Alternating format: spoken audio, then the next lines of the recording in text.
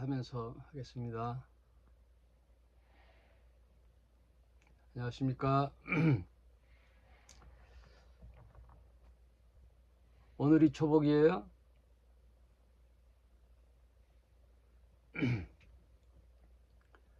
비가 밑에 지방하고 충청도 지방에 무지하게 오고, 오늘부터 서울 중부지방도 그런다 그랬더니 오늘은 일단 비는 안 오는데, 아무리 사람이 대비를 해도 그냥 쏟아 부으면은 감당이 안 되네. 최소한의 인재를 막기 위해서 이제 하는 거겠죠.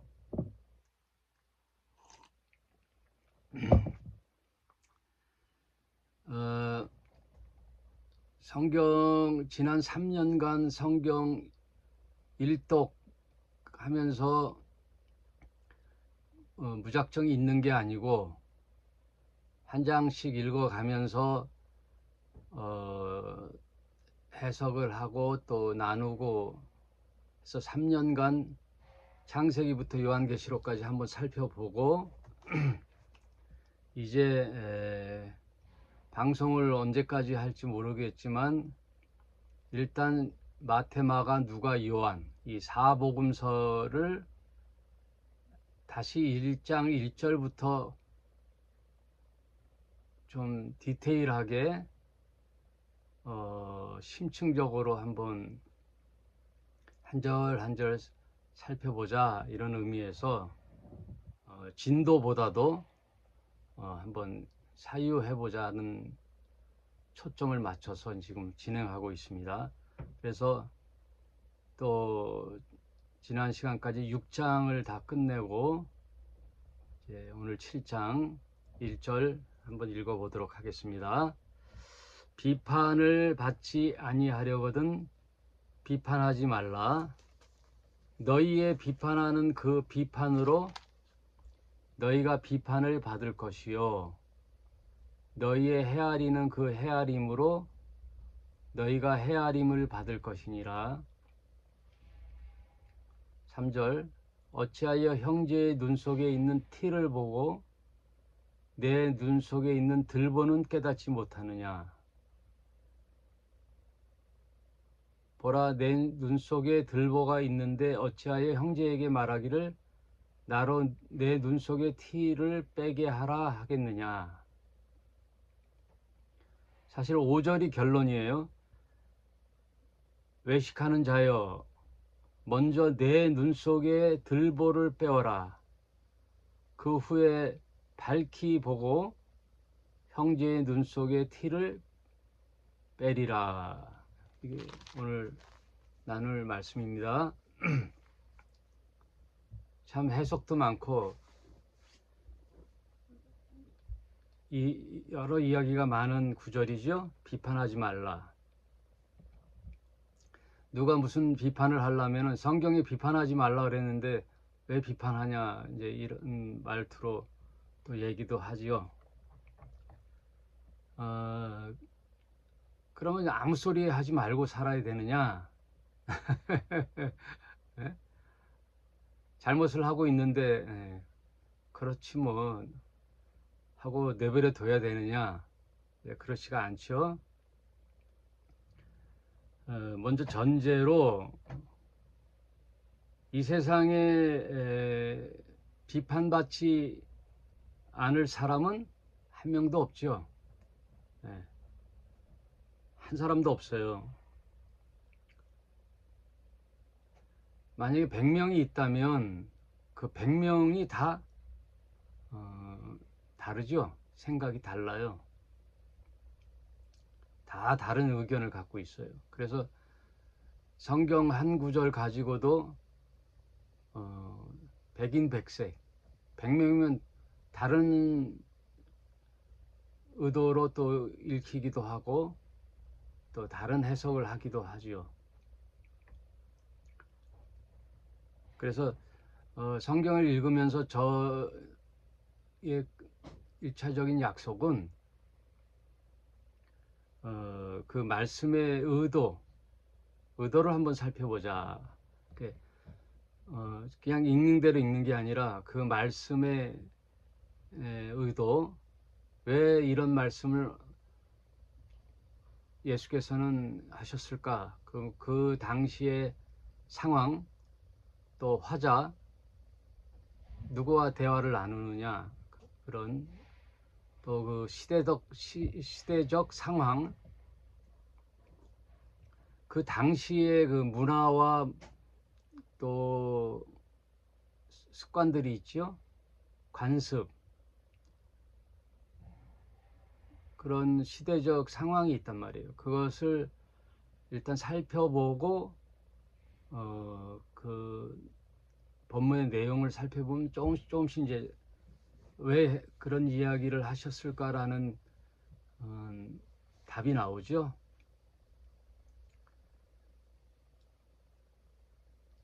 그리고 성경에 있는 모든 내용이 일단은 나에 대한 얘기예요. 하나님이 나에게 주신 오늘날 내가 성경을 펴서 읽는 독자로서의 주인공은 나죠. 하나님과 나의 이야기죠.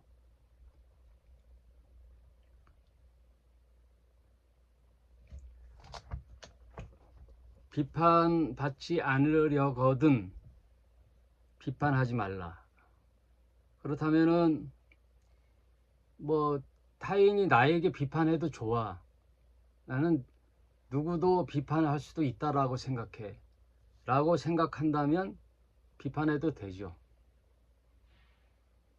너도 비판받으려면은 그런 각오를 하고 비판을 하는 거죠.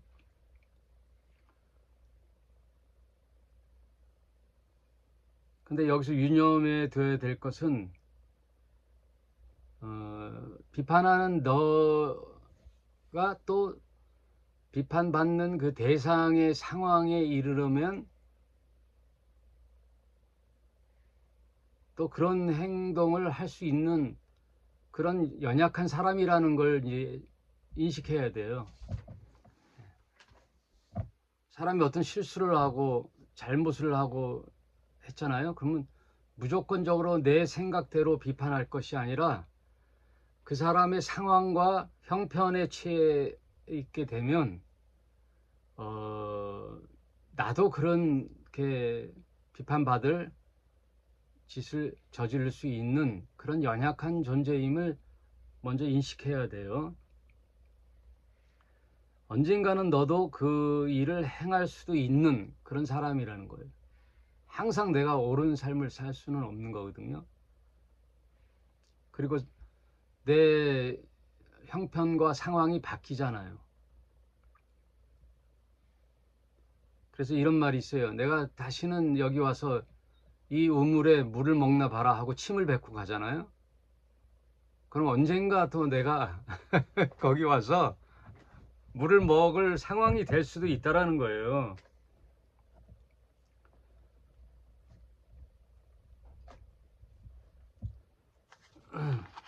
우리 큰 누님이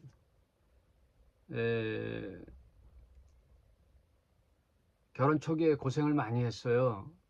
우리 매형이 이 동영상을 우리 누나가 안 보니까 하는 얘기인데 우리 매형이 영화에 미쳐가지고 영화 연출과를 나왔거든요. 서울예대 연극 연출과. 그러니까 영화와 연극 연출하는 그 과를 나와가지고 결혼 초기에는 자기 집도 있고 좀 부유하게 살았는데 뭐 영화인들이 뭐 배고프잖아요. 연극 배우들이. 그 연출가도 마찬가지고. 그런데 뭐 단편 영화를 만드는지 하여튼 촬영기를 샀어요. 이렇게 8mm 촬영기 아시죠? 촤르르 필름이 이렇게 돌아가는 그런 촬영기를 사가지고 눈안에 놀러 가보면은 그런 영화 스틸 그 막 그런 것들이 많이 있었어요. 이렇게 촬영기, 뭐 확성기, 조명 막 이런 게 있었어요. 그게 고가거든요. 그러다 보니까 점점점 수입은 없고 있던 돈 까먹고 하다 보니까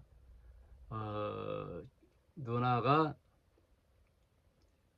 이제 돈벌이를 하기 시작했어요. 근데 뭐 나이 들고 어디 취업이 잘 돼요? 이제 식당을 갔단 말이에요. 식당에 초보니까 이제 설거지 같은 거 하면서 이렇게 식당 기술을 배우는데 처음 간 집이 이제 도금봉, 여러분 아시는지 모르겠어요. 도금봉 씨를 알면 9세대예요. 예전에 그 신세대와 9세대를 구분하는 기점이 땅딸이 이기동을 아느냐? 알면 9세대야. 모르면 신세대야. 예. 코미디언 이기동 씨, 그와 마찬가지로 영화배우, 예전에 영화배우 도금봉이라고가 있었어요. 이 도금봉이를 알면 완전 9세대야. 이 도금봉 씨가 복집을 했어요. 복집. 이 알을 잘못 먹으면 죽는 거, 그 복집. 근데 그 복집은 술꾼들이 많이 오잖아요. 술 해독하러. 복국이 제일 좋다 그래요.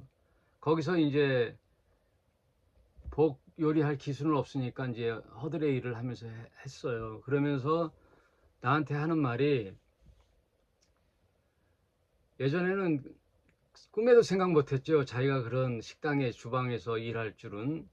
그러면서 학생 시절에 그 분식집 같은 데 가보면은 그 주방에서 일하는 아줌마를 보면서 했다는 거예요. 자기가 아유, 나는 커서 저런 일은 절대로 하지 말아야지 했던 생각이 나더라는 거야.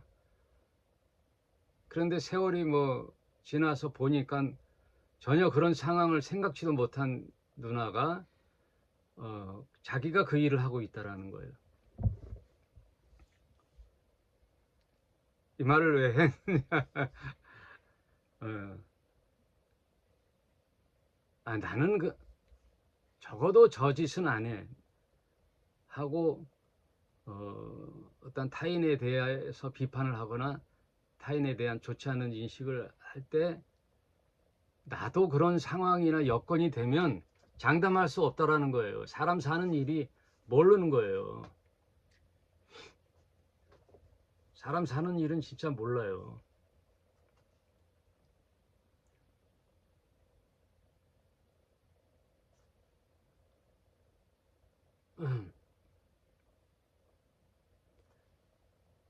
그래서 오늘 생각하는 성경 말씀의 결론이 5절이에요. 5절을 먼저 얘기하고 한번 이렇게 살펴보도록 하겠습니다. 오늘은 뭐 그렇게 길지 않고 외식하는 자요. 외식하는 자라는 말은 주님이 늘 쓰는 형식이에요.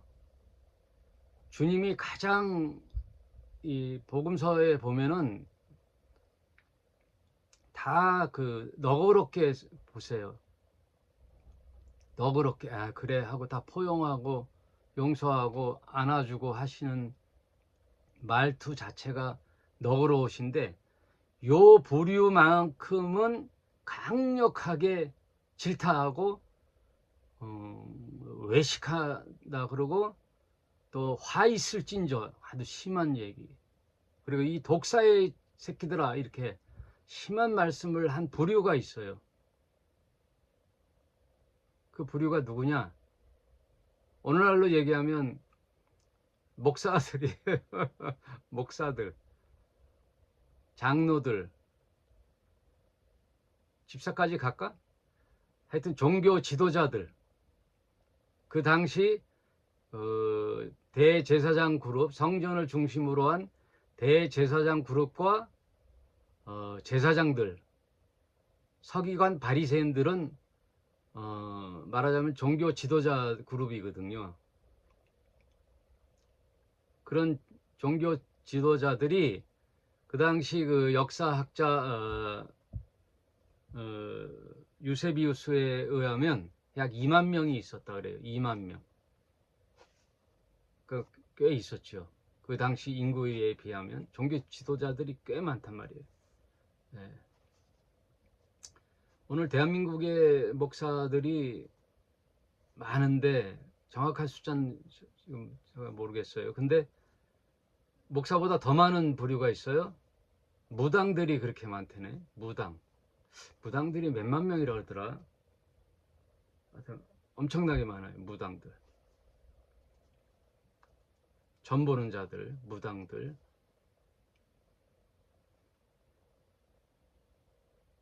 하여튼 그 종교 지도자들을 외식하는 자여, 먼저 내 눈 속에 들보를 빼어라. 그 후에야 밝히 보고. 그러니까 먼저 내 눈이 밝아져서 들보를 빼버리면, 들보는 T하고 비유해서 아주 비유법이에요. 들보는 뭐냐면 대들보의 줄임말이에요. 대들보. 여러분 집을 지을 때 기둥이 있죠. 그리고 기둥과 기둥 사이에 이렇게 천장에 이렇게 가는 게 대들보예요. 그 대들보는 엄청난 거잖아요. 그 집을 지탱하는 중심이에요. 그 대들보가 내 눈에 있는, 아예 안 보이는 거죠. 대들보가 있는데도 불구하고 형제 눈 속에 T는 보여요, 안 보여요? 먼지 같은 T가 조그만 게, 눈곱 같은 게. 그러니까 자신은 엄청난 데미지와 범죄와 죄를 짓고 있으면서 형제에게 조그만 T를 물고 늘어지고, 예? 하여튼 요번에 청문회 보니까 아주 우라통이 터지더라고요. 청문회를 아예 없애야 돼. 아니면 비공개를 하든지. 이게 뭐 청문회가 무슨 필요 있어요, 그게. 남의 사생활 다 털어버리고 아주 인격을 모독하고 완전 바닥에. 그러니까 장관 한번 하려면은 아주 무채색의 예? 도인이 가야 돼, 도인. 하여튼 탈탈탈 털어버리는데 물고 늘어지는 것도 가짜 뉴스가 많더라고요. 예? 사람을 갖다가 완전히 그 사람 인격을 말살시키려고 호도된 말을 막 하고 그러니까. 그래서 정말 일 잘하고 괜찮은 사람이 있는데 장관을 시켜준다면 다 손사래를 한다는 거예요. 안 된다는 거예요. 그리고 자기는 할 마음이 있는데 부인이나 자식들이 절대 반대라는 거예요. 절대 반대. 왜냐하면 사돈의 팔촌까지 다 들쑤시니까. 마누라, 자식들, 하여튼 부모, 자식 다 탈탈탈 털어가지고 건수 없나. 그게 청문회더라고요.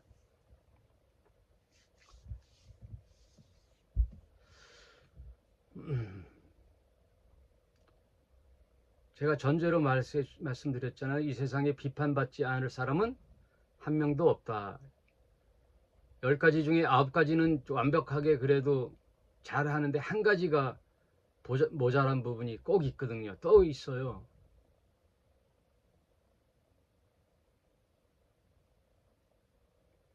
근데 이제 주님은 뭐라고 하느냐, 비판을 하는 가능성을 열어둔 거예요. 비판할 수 있다. 또 비판을 해야 된다. 근데 뭘부터 하라는 거냐? 나부터 살펴보고 내 잘못에 있는 그 들보를 내 눈에서 빼고, 눈이 밝아지면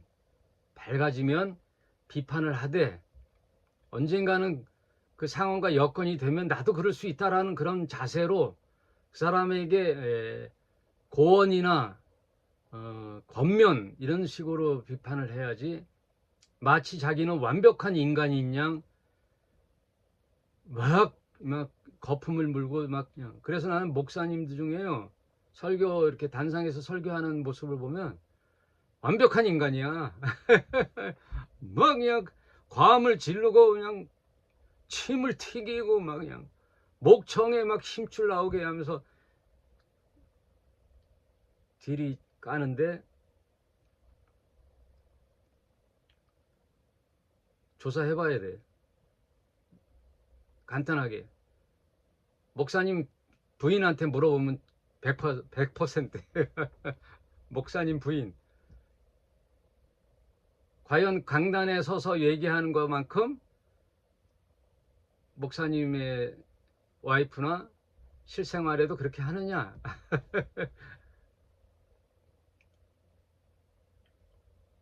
그러니까 가장 힘든 성도가 집사람이에요. 집사람이 그래도 당신은 목사야, 그래도 당신 정도면 참 신자야 하는 걸 들어야 되는 거예요.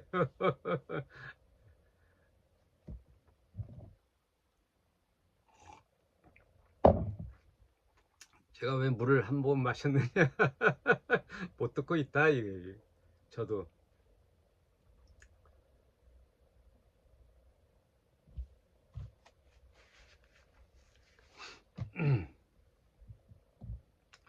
예전에 제가 개척 초기에 막 꼭 집사람하고 언제 다투느냐? 주일날 아침에 다투네. 9시, 10시.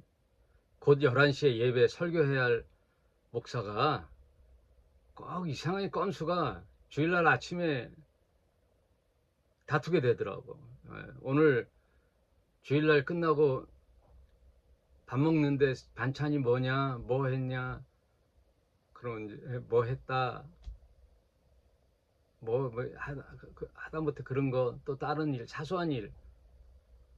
그리고 집에서 이제 교회 하면 이제 차를 밖에서 시동 걸고 기다리고 있는데 여자들은 늦잖아요. 찍어 발라야 되니까. 그러면은 시간은 다 돼 가지. 최소한 10시는 교회를 가야 준비하고, 일단 정리정돈하고 예배 드릴 준비가 돼야 되는데 막 촉박하지. 여자도 촉박한데 여자는 준비하는 게 늦잖아요. 할 게 많고. 그러니까 그때 막 사소한 신경전이 일어나서 몇 번 그러다 보니까 막 강단에 못 쓰겠다는 거예요. 막 어쩔 때는 예배 못 드리겠다는 거예요. 솔직하게 막 가서 신자들의, 여러분 오늘 제가 영 설교할 자세가 안 돼서 예배 못 드리겠습니다. 그냥 찬송하고 각자 기도하고 돌아갑시다 하려고 하는 마음이 아주 굴뚝 같은데 어떻게 꾹 참고 올라가서 했지요. 한 번도 뭐 그런 적은 없어요. 꾹 참고 올라가서 찬송하고 기도하다 보면 조금씩 풀려. 그러면 설교 이제 처음 하고 이제 이렇게 설교는 해야지 하고, 뭐 내가 완벽해서 설교하나? 뭐 똑같이. 예전에 이런 질문을 신학교 다닐 때 교수한테 하면요, 어느 교수님이 이런 말을 한 적이 있어요.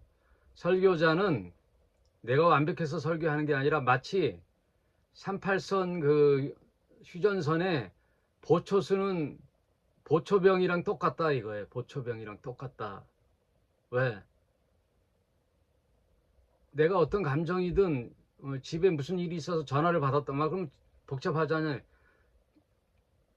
저기에 두고 온 애인이 변심할 것 같다 하는 불안한 감정 있으면 에이씨 하고선 보초 안 쓰나요? 안 쓰죠? 서야죠. 그거 안 쓰면 큰일 나잖아요.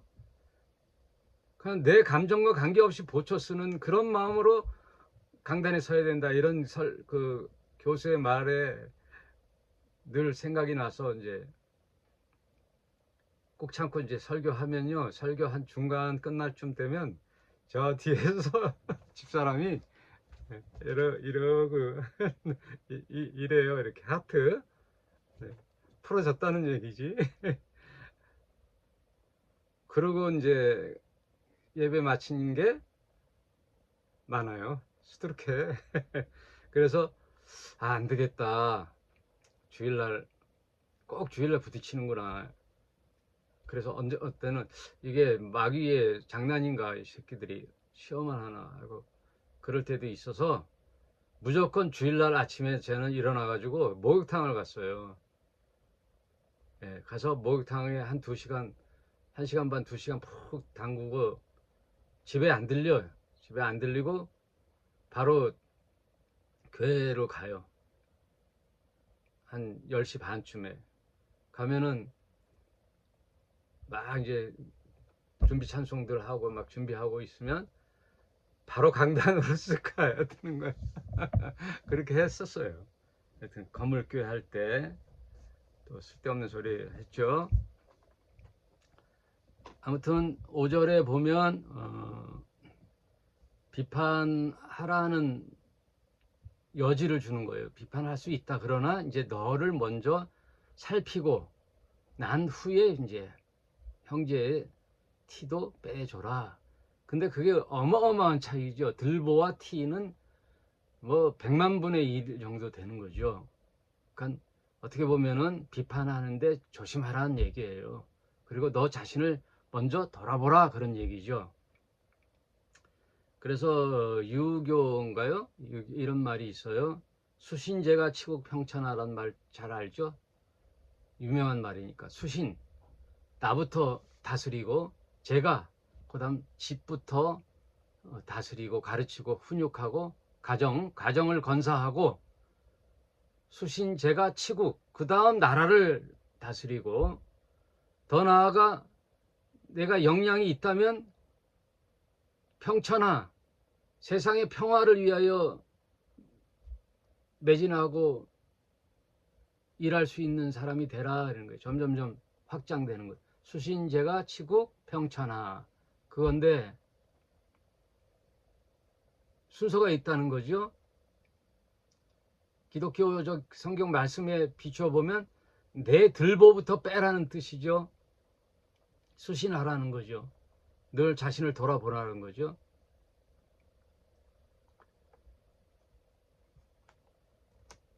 그래서 내 자식들 가정에 먼저 동의를 얻어야 돼요.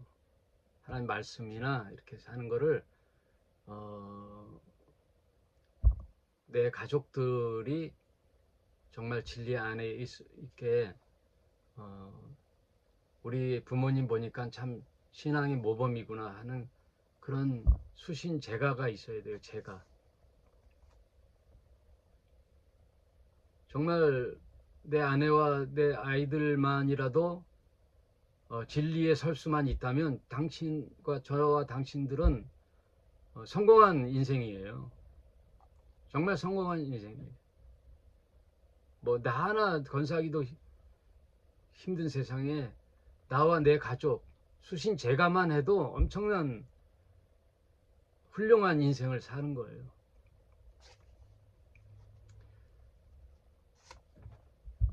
그래서 나를 떠난 내 아내, 내 가족, 더 나아가 내 이웃들이 삶에 대해서 나 하나 바로 서기도 어려운 이 세상에 정말 진리 하나님 말씀 예수님의 하늘나라 운동에 내가 동의하고 따라간다면 정말 훌륭한 인생이에요. 제가 어저께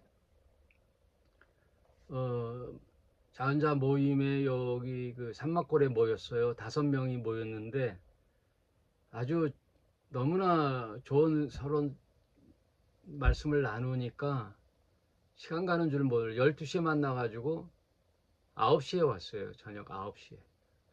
저녁도 간단히 먹고.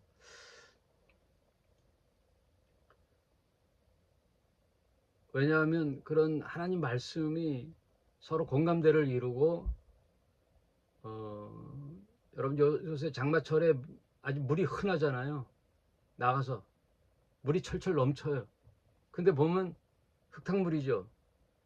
변기가 막 흙탕물이 섞인 오염된 물이죠. 그 물 못 먹잖아요. 못 마시잖아요. 물은 많은데 내 갈증을 해소할 물은 없단 말이에요. 적단 말이에요. 생수는 적단 말이에요. 지금 온갖 유튜브, 교회, 종교, 수많은 종교, 종파, 수많은 목사님들, 종교 지도자들이 많은데 물은 범람하죠. 말씀은 범람한데 정말 내가 원하는 생수와 같은 말씀, 하늘 이야기, 그런 이야기가 참 만나기 쉽지 않죠. 그러니까 그렇게 오랜만에 한 달에 한 번, 두 달에 한 번 이렇게 모이는데 그 만나면 막 서로 말씀 나누는데 기쁨이 넘치니까 시간 가는 줄 모르죠.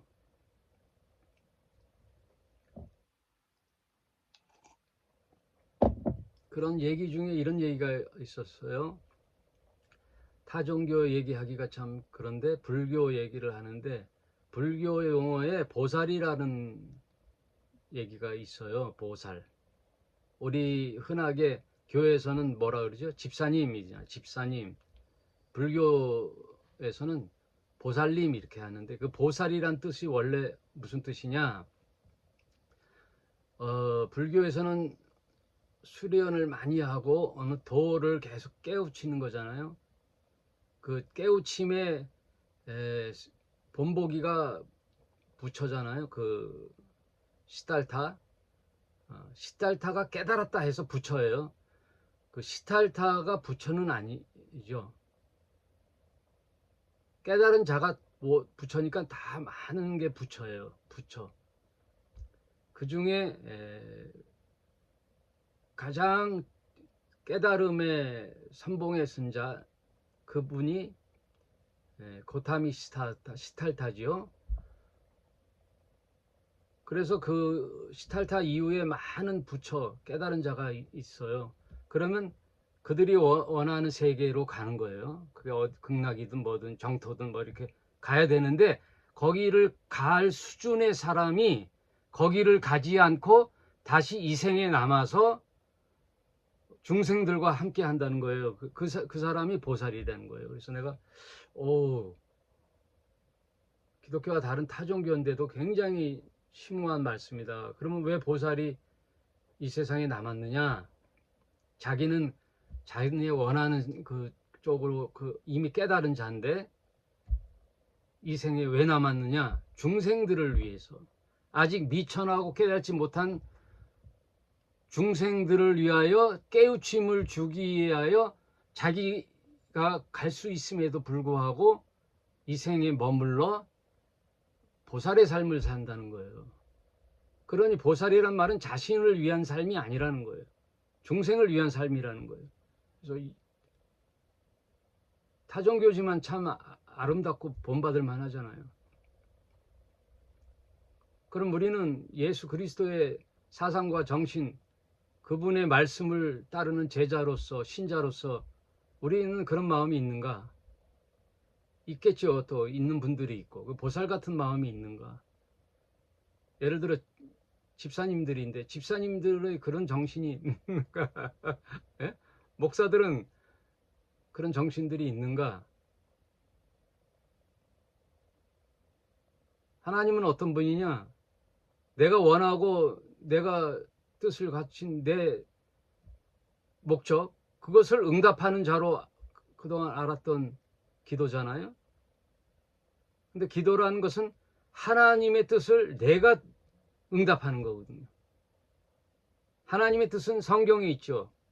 하나님은 이런 마음을 갖고 있어 라고 예수님이 가르쳐 주셨잖아요.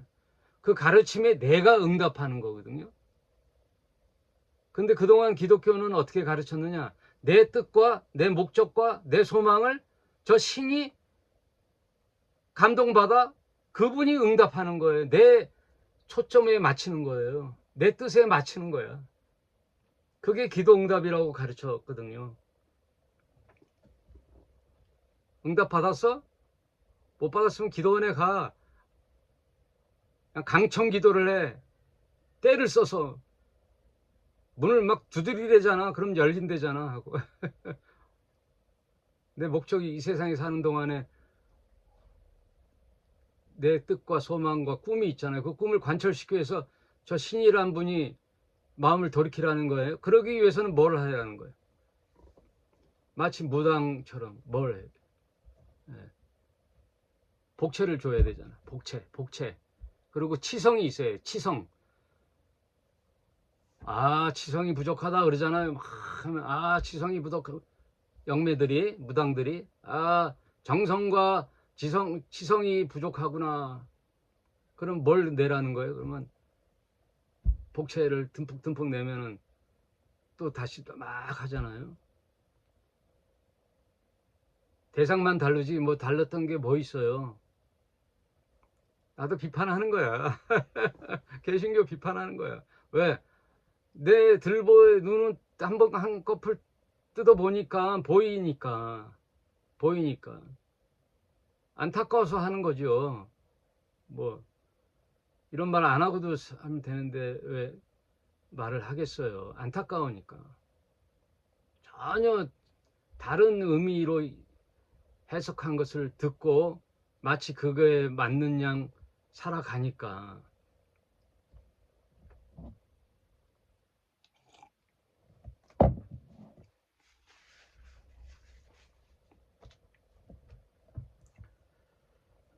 그래서 불교 참 어, 괜찮은 종교다. 전에 그 석가모니의 전생에 대해서 얘기했죠. 전생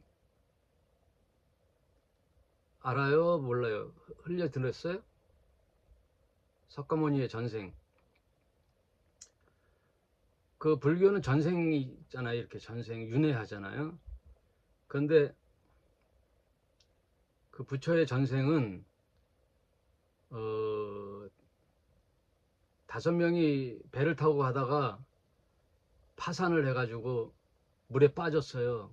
그래서 배는 산산조각 나서 흘러가 버리고 5명이 막 수영을 치다가 기진맥진해가지고 다 죽게 생겼어요. 그때 한 청년이 여러분 내가 자결하여 죽을 테니 내 시체가 둥둥 뜨면 그걸 붙잡고 사십시오 하고 혀를 깨먹으러 어떻게 죽었단 말이에요. 자결을 했단 말이에요.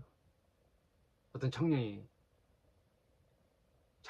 죽음을 자처해서 그 시체가 둥둥 뜨니까 한 사람은 양팔 또 다른 사람들은 발 해서 4명이 살았다는 거예요. 뭐 만들어낸 얘기인지 있는 건지 뭐 만들어냈겠죠. 뭐 언제 가봤어요. 근데 그 핵심 사상이 되게 아름답잖아요. 자신을 들여 타인을 살리는 그런 사상의 그 보살 같은 개념이라는 거죠. 그리고 제가 그동안 굉장히 비판했던 로마 카톨릭에 무슨 교리가 있냐면 연옥설이라고 있어요. 연옥설. 들어봤죠? 여러분, 연옥설.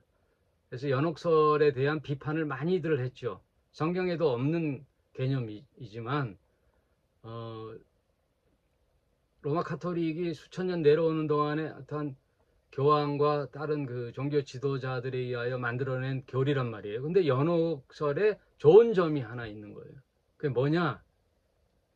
성경 교리와 떨어져서 천국과 지옥이 있는데 아무것도 모르고 이제 그냥 평생 그냥 살았어. 나쁜 짓도 안 하고 살았어. 특별히 나쁜 짓도 안 했어. 그러다가 내 부모가 죽었어요. 예를 들어 아버지 어머니가 죽었어요.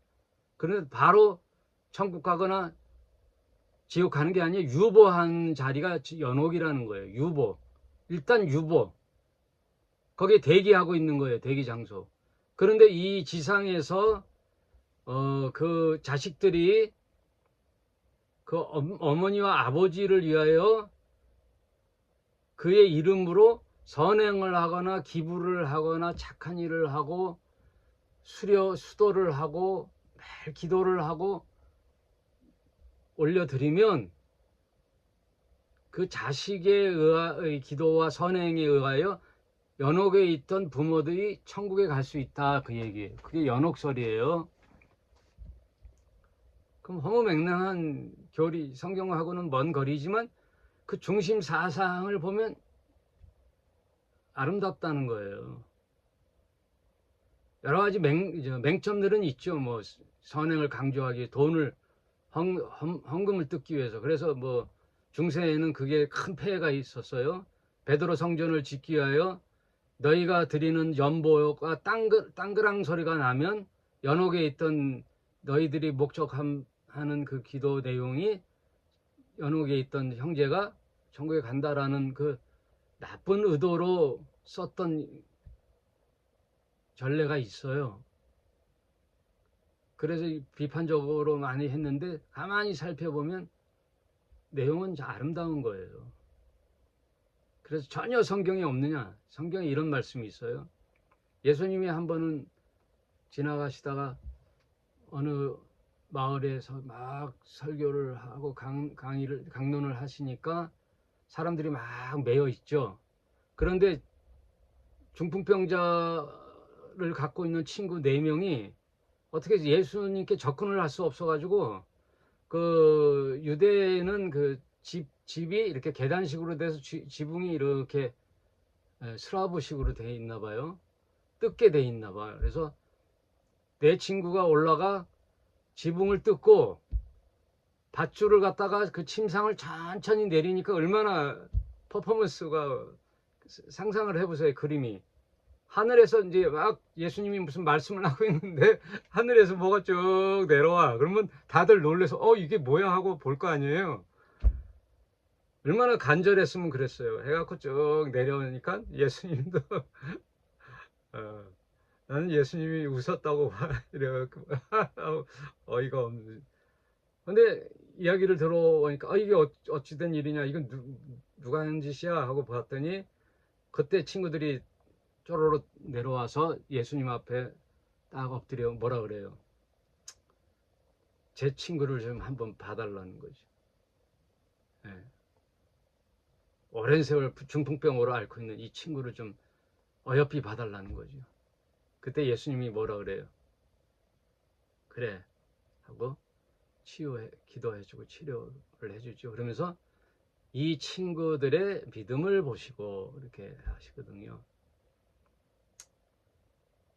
이 친구들의 믿음을 보시고.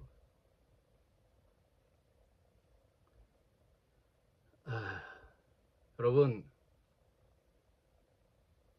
주 예수 그리스도를 나의 주님으로 믿고 따르는 저와 여러분, 보살과 같은 삶을 사십시다. 이 친구와 같은 그런 사람들이 되십시다.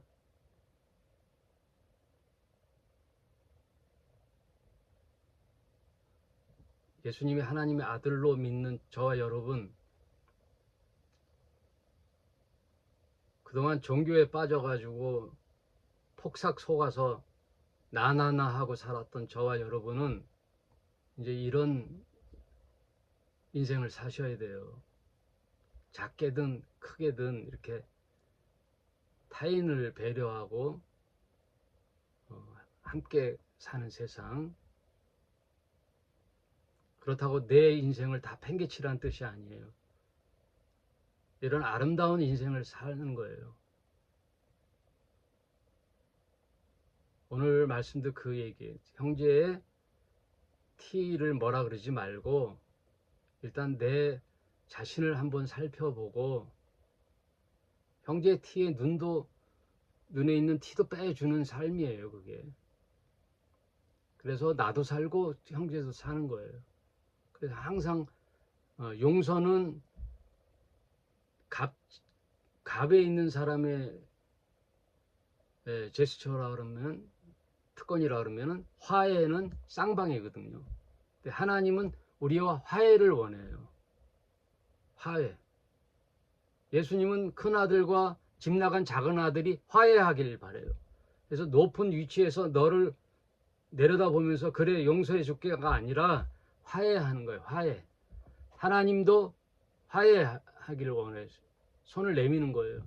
그래서 하나님은 은혜를 베푸시는데 무조건적인 은혜가 아니라 저쪽 손에 믿음을 보시고 화해를 하시는 거예요.